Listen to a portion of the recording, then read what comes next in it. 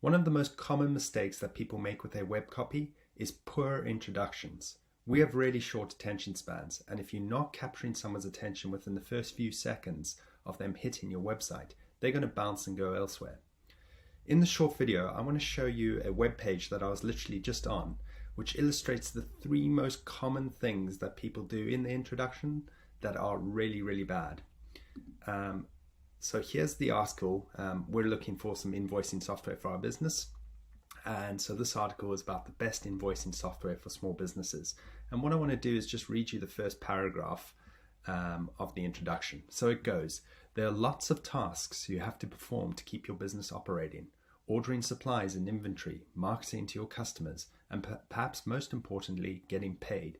Getting paid for your services or products is critical to keeping your business on track. And to get paid, you have to invoice your clients, a task made simple using invoicing software. The second paragraph says, invoicing software allows you to create and send invoices directly to your customers. Now, as you can see in this introduction, the first major mistake is it's just full of fluff. And it's not addressing the intent of the user. So what I'm interested in is what are the best apps or best software for invoicing for small businesses. And this writer has wasted quite a bit of my time so far on telling me that, operating a business is tough. You need to think about ordering supplies and inventory, and then actually spelling out invoicing software allows you to create and send invoices directly to your customer. Duh. So this is really common. And it's when writers just don't get to the point and are trying to add in filler. The trouble with it is if you put your filler in, there should really be no filler in an article, but if you put it into your introduction, you're going to lose the reader really quickly. The second huge issue with this is the tone of voice. Now, quite obviously, I'm a business owner. I'm looking for invoicing software because I've typed in that keyword, and it's fairly obvious that this person is probably not a business owner and has probably never used invoicing software. So immediately I'm on my guard and not trustworthy because they're not illustrating that they can be trustworthy by virtue of the way that they're setting out their article and what they're saying. And the third most common issue that we see is formatting, and particularly formatting around dense pieces of text that are actually quite difficult to digest. Big paragraphs. As you can see, this introduction has 3 big dense paragraphs of text. So what I want to do is quickly show you how I would rewrite this to fix those 3 problems: in getting rid of fluff, making it trustworthy, and improving the formatting. So here I've rewritten the introduction of how I would write it, and it reads as follows. Welcome to my review of the best invoicing software tools for small businesses.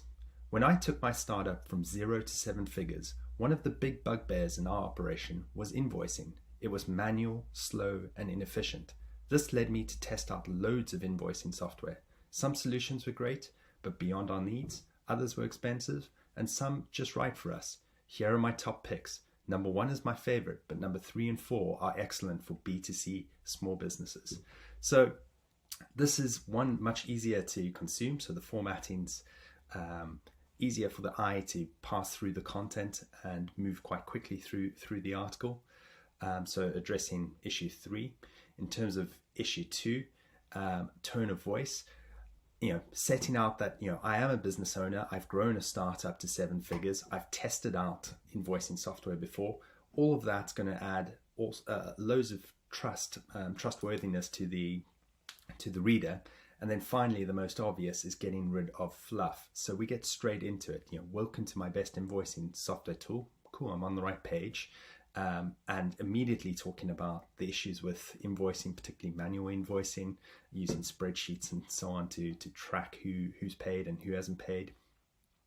And then providing enough insight and enough intrigue to keep reading the article. That number 1's my favorite, but directing people, perhaps you're not a B2B business. If you're a B2C business, I'd recommend 3 and 4. So these are little tricks you can use in your intro that are going to keep the user engaged and make sure that you improve conversions, improve time on page, and all the good things that you want to do in terms of your content.